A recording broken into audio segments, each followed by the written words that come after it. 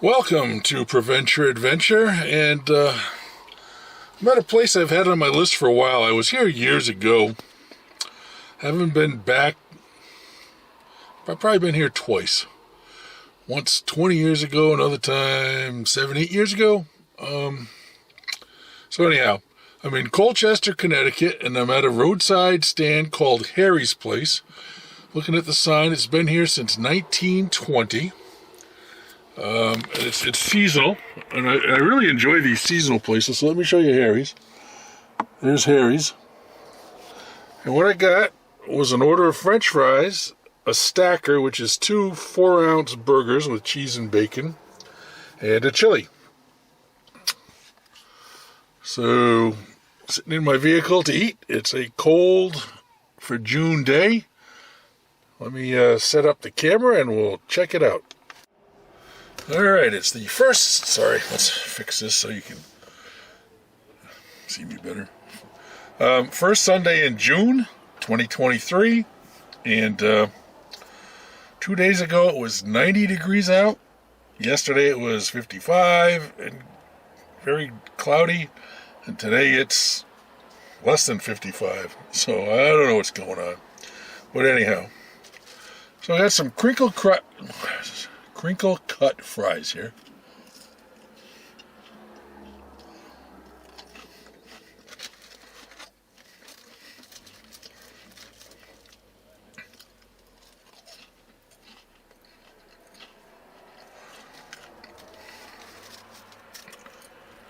They're decent.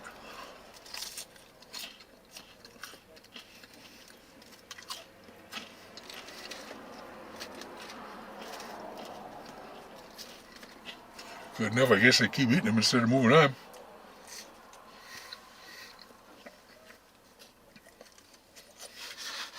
I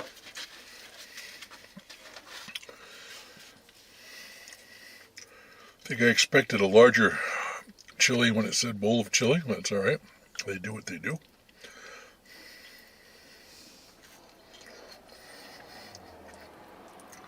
It's made with beans.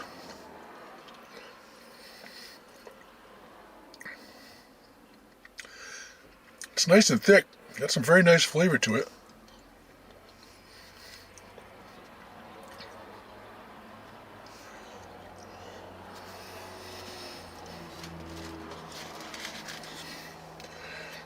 And for those that follow me regularly, I do like these roadside stands. So if you have something you want to recommend, let me remind you. I don't do seafood, I don't do fish. So if it's Billy Jack's clam stand, I'm probably not interested. But if it's something that does a good burger or something else that they're known for that's not fish or seafood, feel free to drop me a note. Alright, double stacker. 4-ounce patties. Oh, almost didn't see that. Oh, this is going to get messy. I got fried onions on it.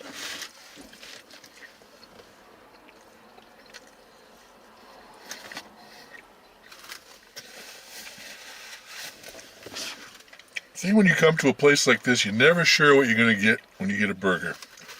Sometimes, especially the seafood ones,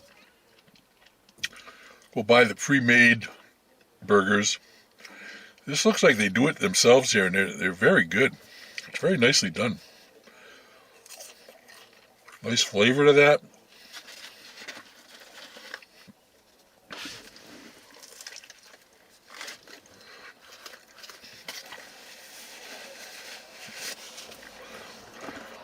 Nothing like a good roadside stand. There really isn't. Okay, let me finish the food. I'll come back, tell you what I think. Final thoughts here at Harry's Place in Colchester, Connecticut. Very filling. Maybe 10 years ago it might not have been, but I'm more than full. The fries, pretty good. I enjoyed them. Ate them all. I don't know if you've ever noticed, I don't know if I ever talked about it, I don't put condiments on any of the stuff I eat.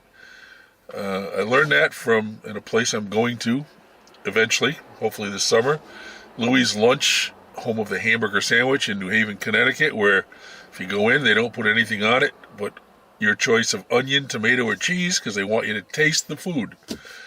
And I never was big on condiments, but I used to use some mustard, but now I don't use any because I agree with them. I see people who pile ketchup onto stuff, and I'm thinking, you're not tasting the food, you're just tasting the ketchup, but whatever works for you. That gives me a chance to taste the food. So the fries were quite good. The burger was very good. I really enjoyed the burger. It was nicely cooked. It had that full metal grill char thing going on. It just really nice. Threw the fried onions on there. They have all kinds of stuff to throw on, but the onions just kind of help it along a little. So very good flavor. The chili, very nice flavor, very thick. Like the chili quite a bit also. So just a nice food experience. Really enjoyed the food here. The guy who took my order was decent, patient, took his time. The people who gave me the food were just, you could tell they were just doing their job. Weren't impolite, weren't rude, weren't anything, just I think they would have rather been somewhere else today. We've all had those days. So, with that said, Harry's Place since 1920. I think I remember last time I was here, 7 to 10 years ago, a woman who had worked here for years had bought it from, I don't know if it was the original family or not. And I don't know what the story is now. It's all just kids working here today, so I don't know. I didn't ask any questions. But it was really very nicely done. You don't stay in business for 103 years and not do something well. So, good food experience. Good roadside stand. Let's give it a score. 0 to 10.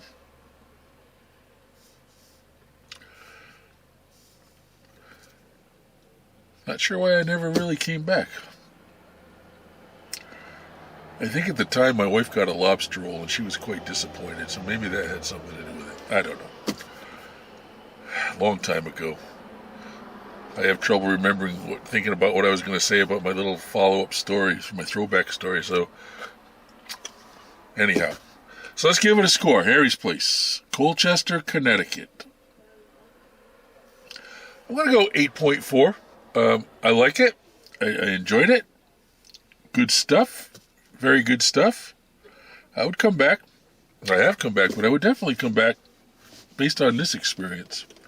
So Harry's Place, Colchester, 8.4. Now, as I sat here, finished my meal before I came back on, I was thinking about my throwback story. I don't know if those have started showing up in videos yet or not, so I haven't heard back from anyone saying, yeah, don't do those, or, oh, those are interesting, or pick it up, whatever. So, today, we'll pick it up a bit. Back to when I was 13 years old. That's a long time. That's 53 years ago. Holy mackerel. Anyhow, my mother was from western Nebraska, and so I had 3 of her sisters that lived in western Nebraska and her mother, all within a 30-mile radius of each other. So one summer I flew out. My family was coming out later that summer, and I was going to ride back with them, but I flew out weeks ahead of time to hang out with, supposedly to visit my grandmother. I don't know if I really ever saw much of her, the poor lady, because my cousins lived miles outside of town, and I was 13. What was I going to do? But my uncle, who was a farmer, and I think he was an only child, I should have checked with my cousins before I dove deeply into this, but he was a collector of old well, he was a collector of many, many, many things. But he's a collector that I remember of old cars and old motorcycles. I mean old. But he had some beautiful stuff. He had like a 1911 electric Russian. He had a 1935 or 36 Auburn Boattail Speedster. And he had a barn full of these. Not a garage full, a barn, a legit barn full of these things. I'm not talking small barn. I'm talking big Western Nebraska barn. So they thought they would make my summer interesting. And they fixed up for me to drive around, because this is gravel roads out in the middle of nothing. They're crop farmers. So I think they each got, when this land was originally given away, I think everyone got like 160 acres each or something like that. And so there's a number of farms all around them, but they're in the middle of nothing. It's all gravel roads. So he graciously, or got his sons to graciously, I'm not sure who did the work, set me up with a Model T and a 1937 Indian motorcycle to spend that summer driving around on. So imagine this, 13-year-old kid from eastern Connecticut. I don't know if I'd even ever driven a go-kart at that point in my life. Given free rein over these two vehicles. I still remember that the Model T was really cool to drive, but that Indian motorcycle had a 3-speed transmission alongside the gas tank for a second. Second was by the dent in the can, and then third was farther down. Had no exhaust pipe on it, so all the black exhaust blew right out onto my ankle, and I loved every second of it. I had on like those Terminator glasses, and any smile I ever had, my mouth was full of sand and grit from all the dirt roads, and I just had a great summer. So it was a great time, and I still remember also one day I was given a chore of going out and killing 6 chickens. I don't think I ever killed anything in my life up to this point. And they said, here's the cleaver, go out and just chop off their heads, and then you have to pull all the feathers and open them up and spill the guts out and put all the guts into this pail and feed it to the other chickens. I'm thinking, okay. So I did it, cut the chickens' heads off, and they flopped around, and then you stick them in a bucket of water, and I can still kind of feel what it was like pulling those feathers out. It was not a good feeling. Kind of bothered me. Like I said, I would consider myself a pacifist, and so I just, did what I did, and brought him into my aunt and did everything I was supposed to, and I thought to myself, oh, I'm not so sure about chicken anymore. So son of a gun, that night I sit down to eat at the dinner table, and she's serving fried chicken, and it's like, I can't eat that. And I didn't. I ate everything else, but I obviously going back to eating chicken, but that night I just couldn't bring myself to eat the chickens that I had killed. So, not against killing animals. I eat meat all the time. I'm not against hunting. I don't do it, but I understand people do it, and they love the food, so I got nothing against it. Just a throwback to when I was 13 and had a summer of highs and that one low. Killing chickens. Oh, God. Anyhow, there's my throwback story. A little crazier than the last two, but that's it. So anyhow, Harry's Place, Colchester, Connecticut, 8.4.